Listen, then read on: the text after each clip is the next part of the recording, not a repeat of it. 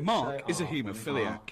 If that wasn't enough, he's also infected with the AIDS virus, infected through blood products given to him by his doctors to keep him alive and healthy, products that turned out to be contaminated. He hasn't developed AIDS, but he's finding that discrimination against people like him is widespread. What about insurance? Have you tried to get insurance? Yep, well, before the AIDS came out, that was fine. Now, no, can't get it at all. Life insurance is impossible, isn't it? Yeah. They are frightened that they will be shunned at work. We already know people that have been dismissed from work. We already know people whose relatives have been dismissed from work, which is even more crazy, because this disease does not spread casually, as most of the public are aware. They're fearful.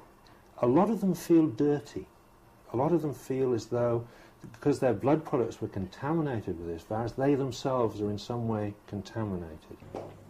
Doctors have now worked out ways of treating at home the almost daily bleeding incidents that affect severe haemophiliacs, particularly children.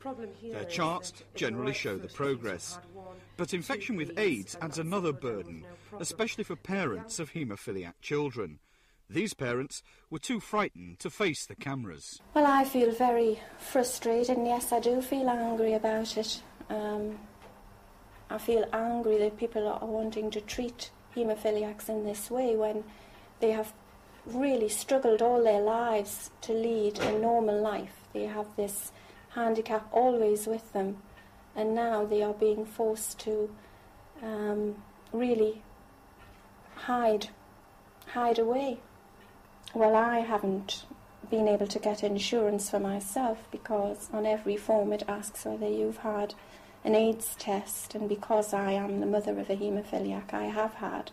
But even though that test is negative, we're finding people are being discriminated against simply because they're in what the insurance companies think is an at-risk group. Haemophiliacs lack clotting factors in their blood. The most important, called factor VIII, can be made in the laboratory from blood plasma. But the NHS provides only 20% of the plasma needed for making factor VIII. The rest is imported, and that's where the risk of infection arises. Britain's own blood products laboratory in Elstree opened only last year and still can't make enough. Since 1984, however, all blood has been heat-treated to kill the AIDS virus, so the risk of haemophiliacs being infected now is almost zero. But why was there a crucial delay in building the Elstree factory? In 1981, the Conservatives had made the basic commitment to Elstree. It's a very large plant and it's a very complicated plant, and it naturally took some time to build.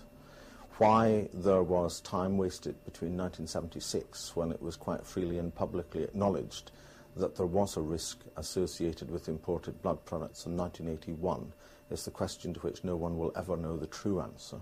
But one suspects it was a lack of political will, and there were very few votes in it.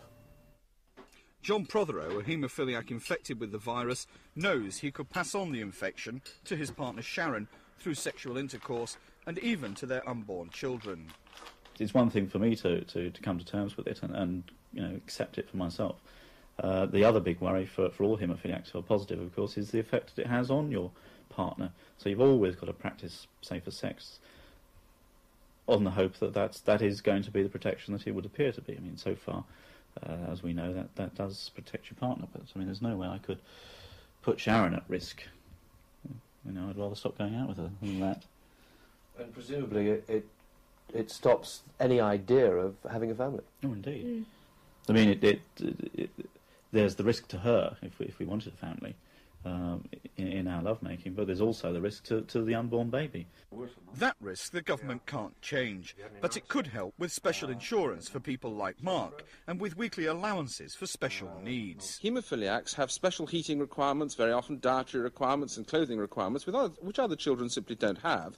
And I believe that the most important thing is to get some form of life assurance and mortgage protection for such people. And I would also, I must say, like to see a weekly benefit specifically for this group of people. The The government says tests on donated blood and heat treatment now protect haemophiliacs. As for financial help, it says they are already entitled to some benefits,